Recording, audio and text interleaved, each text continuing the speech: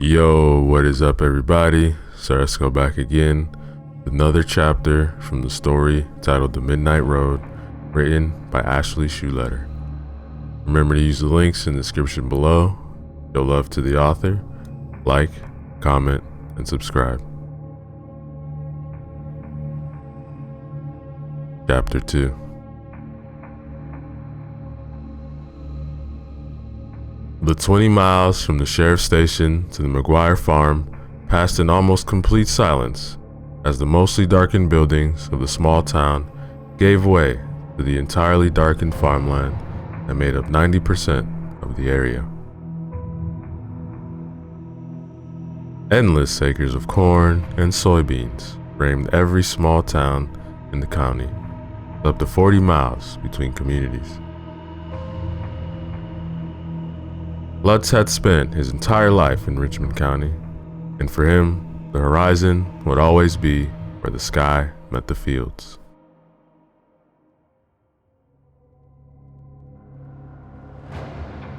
This limitless expanse of cultivated land was interrupted, rarely, by spotted patches of trees and scrub brush. Most of these forests were barely 20 acres wide, except the Iowa River Nature Preserve, which sprawled over nearly 30 miles of land on the western side of the highway. On the eastern side of the road was Bud McGuire's farm. Those woods had always given Andrew Lutz the creeps. It was an odd, silent place of skeletal pines and briar bushes, offering none of the secret trails and trickling streams of the patches of woods he had enjoyed as a boy. It was also unused by hunters. Even in a region choked with hungry deer, they had no desire to chew on the tough pine bark offered by the trees. Whatever nature the state government was intent on preserving was an open question.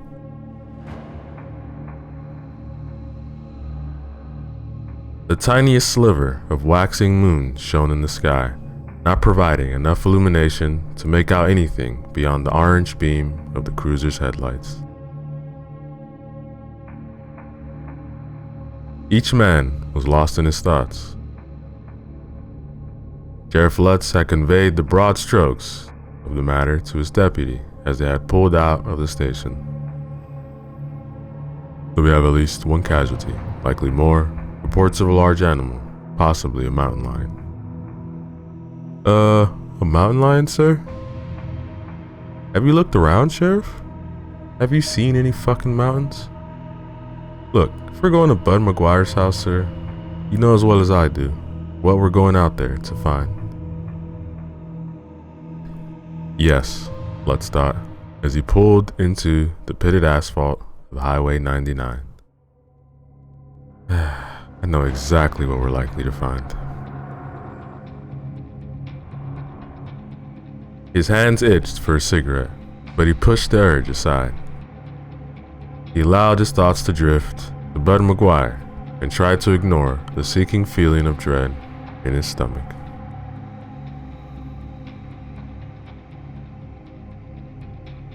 Andrew Lutz had been in his mid-20s when he had first encountered Buddy McGuire.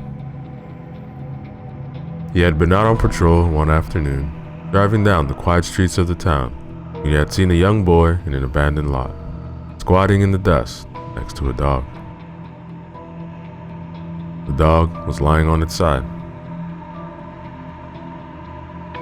Concerned that a beloved pet had been struck by a car, Lutz had parked and approached the pair. The dog, a brindle mutt with wide, sad eyes, was convulsing in the dust, panting shallowly as the young boy watched. Buddy could not have been more than 8 or 9 years old at the time, but he showed not a flicker of emotion as he watched the dying animal. Is this your dog, son? Buddy hadn't answered. Most kids were unfailingly polite to police officers, at least back in those days. But Buddy simply ignored Lutz and continued watching the dog as its breathing became slower. Do you know what happened to this animal? Still, nothing. But then Lutz had noticed a sheet of butcher's paper balled up at the boy's feet. Looking closer, he could also see scraps of some kind of ground meat. A picture of what had occurred here was beginning to form in his mind. Did you give poison bait to this dog, boy? At his shout, the boy finally turned and met Lutz's eyes. The blank, expressionless look on the face of the child caused the officer to take a step back in surprise. There was no fear, no hint of intimidation at being addressed by a stranger, a policeman at that. There was nothing reflecting back in Buddy McGuire's eyes. Shaken, Lutz had reported the incident to the then sheriff, Bradley.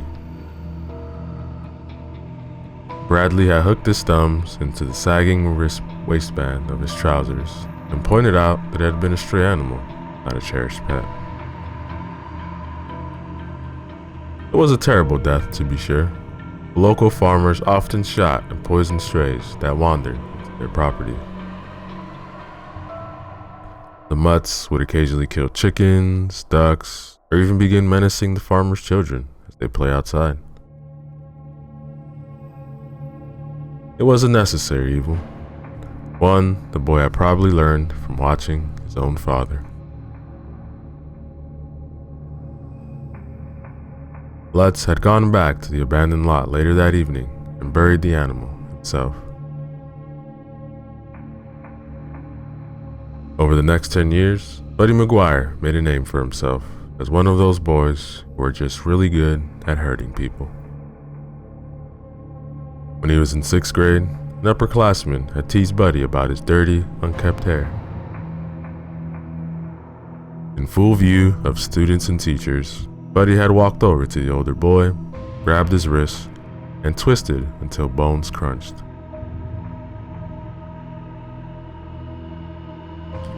Bud McGuire had been expelled in 10th grade and was just in time to be swept up by the Vietnam War 2 years later. No one quite knows what he got up to over there. When he returned to the town in '75, it was as if a blanket of rage had settled itself on Bud's shoulders. His father had died of cancer while he had been deployed, and Bud took over his family's 100 or so acres. The small farm was barely enough to keep food in their bellies and clothes on their backs, but it had been in the family for 3 generations. The soil, that black Midwestern soil, failed Bud McGuire. Corn, beans, wheat, every crop he planted seemed to wither and die at his touch. His fellow farmers prospered, the rich soil of the land sprouting healthy rows of strong green corn seemingly overnight.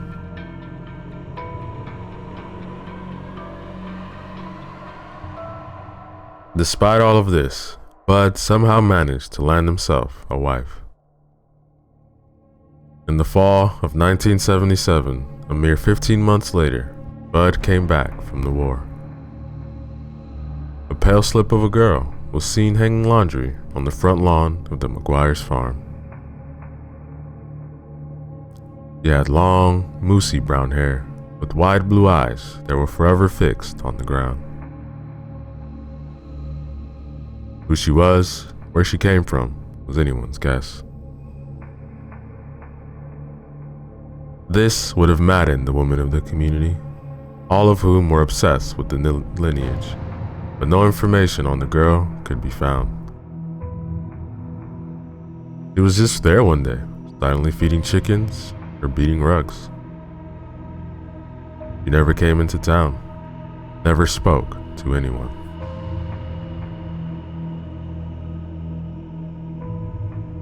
The second time Andrew Lutz encountered Bud McGuire in a professional capacity had been about a year after the arrival of this mysterious woman. The locals had thrown their hands up in exasperation. All of their kind gestures and housewarming casseroles had been met with a closed door. The McGuires had never been seen attending any of the many churches in the community, nor had the young woman appeared at the supermarket where the wives could pounce on her. The initial confusion had given way to righteous indignation. Who did they think they were, huh? Holed up all high and mighty on their plot of land?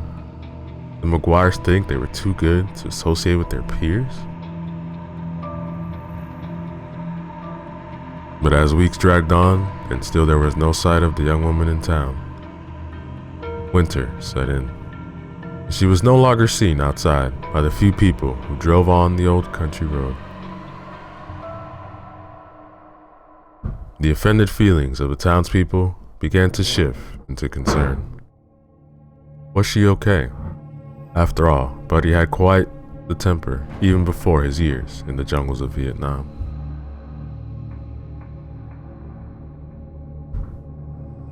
Finally, in the spring of '78, the wives nagged their husbands until the husbands had called the city police.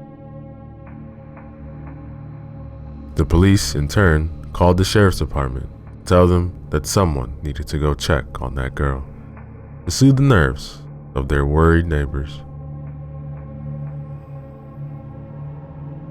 Lutz had been the junior deputy on duty at the time and had set off up Highway 99 to the McGuire farm.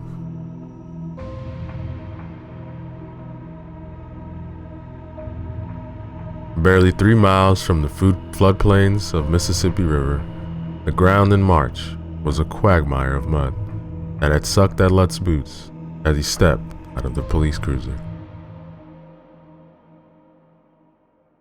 The house was a traditional farmhouse, 2 stories with sweeping gables that rose to create a 3rd story in the attic. A large wraparound porch upheld by thick wooden beams led up to the entrance.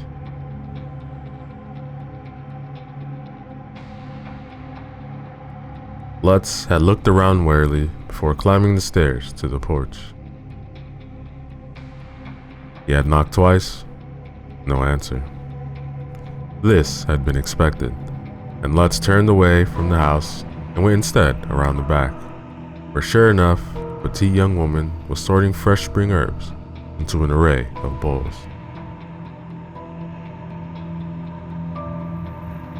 She had bristled like a startled cat when she caught the sight of him, and Lutz had held his hands in front of him to show he meant no harm. "Good morning, ma'am. I'm Deputy Lutz, with the Sheriff's Department. Can I ask your name?" The girl's eyes had been sky blue as they looked into his with an unreadable expression. "April." The word had been little more than an exhale of breath, and Lutz had been about to ask her to repeat herself when the girl's eyes had focused on something behind his shoulder and widened with alarm. Lutz had turned to see Bud McGuire standing a few paces behind him. His black eyes had just been as blank and soulless as when he had gazed upon that dying dog.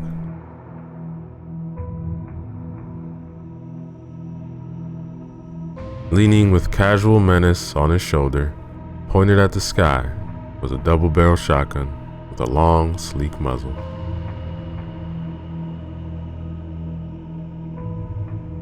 Lutz had thankfully resisted the urge to startle at the sight of the burly man. "Morning, Bud." With slow, deliberate movements, Lutz had moved his hand to the pistol hoisted at his hip and thumbed open the clasp. Bud had noticed, as he was meant to.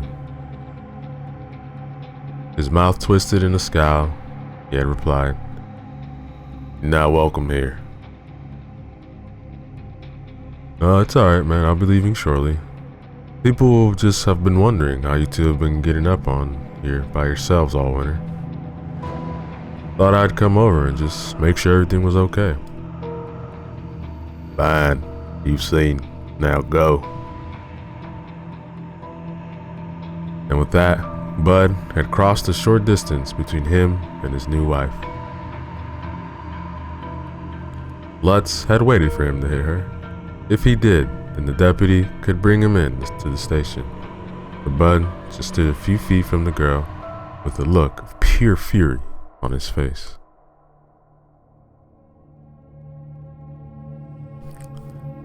April McGuire had been utterly silent during this encounter. Now, she just sprang from her table of herbs as if scalded. He knelt then, and Lutz saw something he hadn't noticed before. Under the table was a large wicker basket lined with woolen blankets. Nestled, sleeping in the blankets, was a tiny, swaddled infant.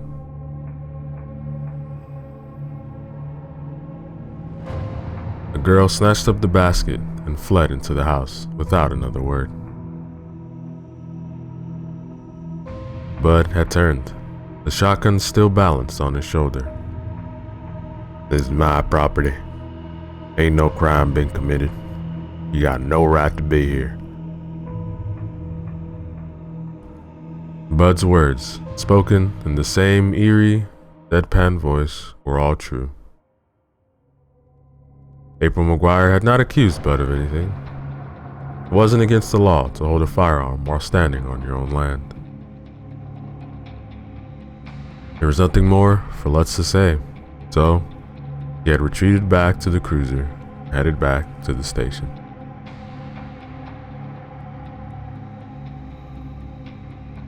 He hadn't returned to the McGuire property since that day, nearly 8 years ago.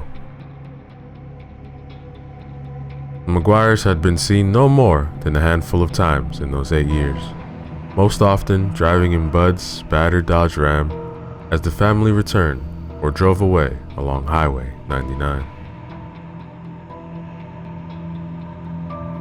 At some point, another child, a daughter, was added to their number. Neither child was ever seen at the public school or the local Christian school.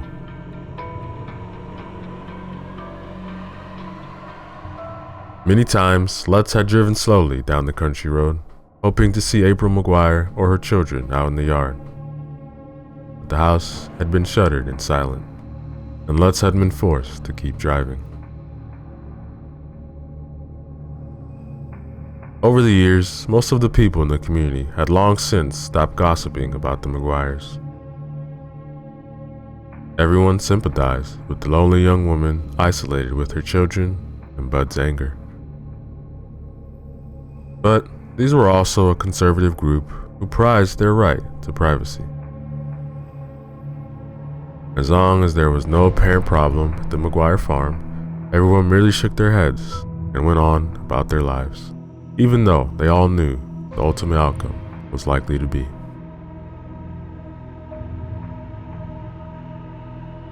As Sheriff Andrew Lutz neared the McGuire homestead, he was cursing himself for not doing more, for not inventing some ridiculous reason to go check on April and her children.